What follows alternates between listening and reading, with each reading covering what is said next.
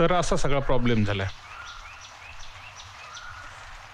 पण सर मगाशी तुम्ही पोलीस स्टेशनमध्ये म्हणालात की विशाल सुखरूप परत आलाय. पण काय काय अटी घालतोय, काय काय करायला सांगतोय, सगळं काही घरासाठी करतोय असं तो सांगतोय. आणि जे काही करायचंय ते मी करायचं नाही किंवा त्याने करायचं नाही तर ते दिशानं करायचंय, सुनबाईंनी करायचं असा त्याचा हट्ट चाललाय. सगळ्या गोष्टी तो माझ्यापासून का लपवतोय, मला का दूर ठेवतोय हेच कळत नाहीये. मला वाटतं सर तुम्ही किती कर्तव्यदक्ष पोलीस अधिकारी आहात हे त्याला चांगलंच माहिती आहे. आणि म्हणून कदाचित म्हणूनच माझ्या मनात शंका नव्हे तर खात्री पटली की कळत नकळत विशालच्या हातून एक खूप मोठा अपराध घडलाय. आणि म्हणूनच त्यासाठी हे तुम्हाला सांगण्यासाठी मी इथं बोलावलंय.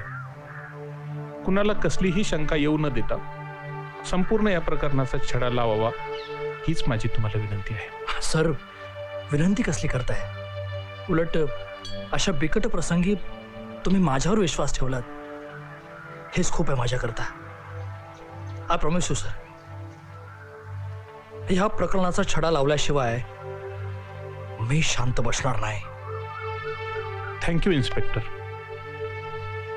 ह्या सगळ्याच गोष्टी माझ्या घरात काय चालल्यात पाहणं, खास विशाल परत आल्यानंतर तर काय चाललं असेल सुनबाईंच्या मनात, काय घुसमट चालली तिच्या मनात काय चाललंय तीच जाणे.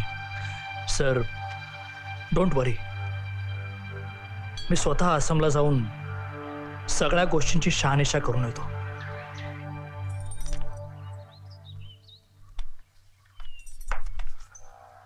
आलात? अहो मी आत्ता ॲडव्होकेट देवळ्यांकडे शेवटी फोन करून तुमचा पत्ता विचारत होते. कुठे होतात तुम्ही? कुठं का असे ना.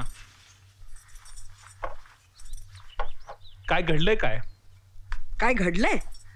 अहो त्या बयेला जरा झापा तुम्ही. आलिशाला त्या विषयाला नोकरीला लावून म्हणे आम्ही त्याची घुसमट करतोय. इथे सगळ्या कुटुंबाची घुसमट होती, याला जबाबदार कोण आहे ते विचारा ना तिला. काय घुसमट होते राधा?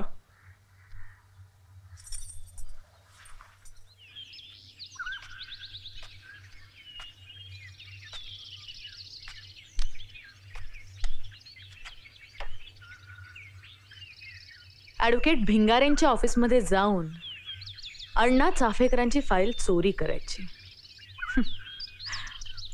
अण्णा चाफेकर काय माणूस आहे, कोण आहेत ते, याची कल्पना तरी आहे का तुला?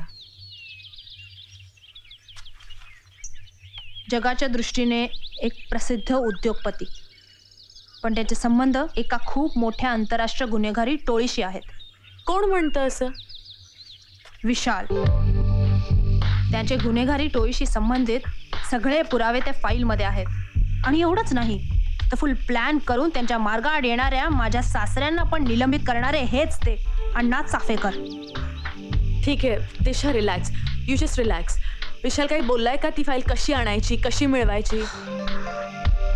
हो, सोर्स सांगितलंय त्यांनी. ओके. जशी आकाशातून एखादी उल्का टपकावी ना तसा तो सोर्स त्यांच्या नजरेसमोर आलाय. त्या सोर्सचं नावच आहे उल्का. मग आता काय विचार केलायस तू यापुढे? माझ्या समोर आता दोनच पर्याय उरलेत. एक तर सरळ प्रियांकाला घेऊन घराबाहेर निघून जावं, किंवा ते जे काय सांगतायत ना ते मान्य करावं आणि सगळे धोके पत्करावेत.